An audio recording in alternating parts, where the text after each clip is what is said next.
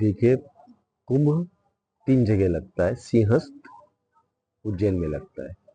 जहाँ-जहाँ पर अमृत कलश से अमृत छलका, उसकी बूंदें गिरी, एक संगम तट पे गिरी, तो संगम तट के ऊपर यहाँ प्रयागराज के अंदर कुंभ मेला लगता है।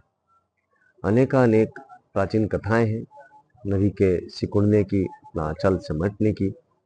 अभी मुझे किसी ने बताया, यहाँ के किसी लोक कलाकार ने, कि यहाँ के लोकगीतों के अंदर कहा जाता है कि माता सीता जब अपने मायके जा रही थी, उस समय पर मनाया गया था गंगा माँ को कि उनके जल्दी पहुँचने के लिए अपना आंचल छोटा कर ले, यानी पाठ थोड़े छोटे हो जाए, ताकि वे पार करके बड़े आराम से अपने मायके जा सके।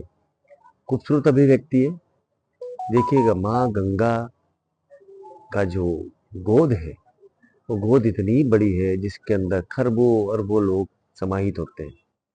एक समय पे सभी को माँ सभी संतानों को प्रेम करना चाहेंगी, तो उस कारण से जब नदी का जल स्तर खत्म हो जाता है, उस समय पर कुंभ इस नदी के मध्य में लगता है। आज हम यहाँ जहाँ बैठे, नदी का मध्य है, तो बड़ी इसकी सांकेतिक अभिव्यक्तियां भी है।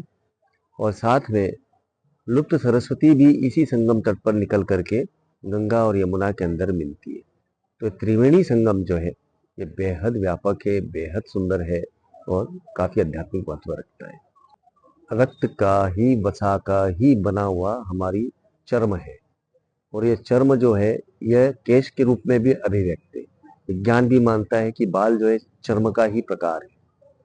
यहाँ पर केश लोचन का प्रमुख अवधारण यह है कि जितनी भी आदि व्याधि, जितनी संकल्पनाएं हैं, जितने हमारी मान्यताएं हैं, मन्नतें हैं, वो सब हम माँ के चरणों में संगम तट पर अर्पित कर ले। तो माघ मास के अंदर विशेष तौर पर यहाँ पर चौल कर्म होता है। उस चौल कर्म के चलते हुए सारे केशदान यहाँ पर किए जाते हैं। अनेक स्थान है, उनमें से प्रयाग व्यापक रूप से प्रतिष्ठित स्थान है, और सिद्धवट उज्जैन बेहद ज्यादा प्रतिष्ठित स्थान है। देखिए, वट वृक्ष जो है, आप प्रयाग की हमने इसके पूर्व में बात करी, तो यहाँ पर अक्षय वट वृक्ष है। हमने सिद्धवट उज्जैनी क्षेत्र की बात करी, तो वहां पर सिद्धवट है। अक्षय जो कभी ना अंत होने वाला, वट वृक्ष की आयु आप देखेंगे तो असीमित है, कोई अंदाजा नहीं लगा सकता। यदि बड़ा वट वृक्ष गिर भी जाए तो उसकी जो जटाएं हैं वो कभी अंत नहीं होती हैं, और वो बढ़ते चले जाती हैं। इसलिए यहाँ पर अपने वंश वृद्धि के लिए, अपनी समृद्धि की अक्षय वृद्धि के लिए, अपनी आयु की अक्षय वृद्धि के लिए, और अपनी सिद्धि रिद्धि की अक्षय वृद्धि के लिए यहाँ पर पुरुष महिलाएं सभी अपने केश दान करते हैं। देखिए, 54 कुंडी है, यहाँ पे शिव शक्ति यज्ञ होने वाला है। शिव शक्ति यज्ञ के माध्यम से विश्व शांति का एक संदेश देने वाले, वो संदेश हमारे लिए बेहद आवश्यक है, क्योंकि आज के इस युग के अंदर संपूर्ण विश्व युद्ध की कगार पर है।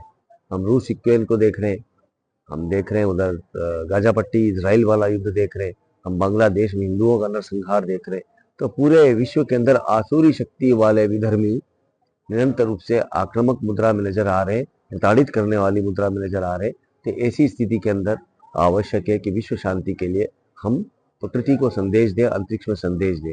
ऐसा कहा जाता है, यज्ञ के माध्यम से जो भी द्रव्य हम आहुति के रूप में डालते हैं, संकल्प के साथ में डालते हैं, वो विचारोक्त जो होता है वो फलित होता है, और अंतरिक्ष उसको रेसिप्रोकेट करता है, यानी प्रतिबिंबित करता है, प्रतिक्रिया करता है।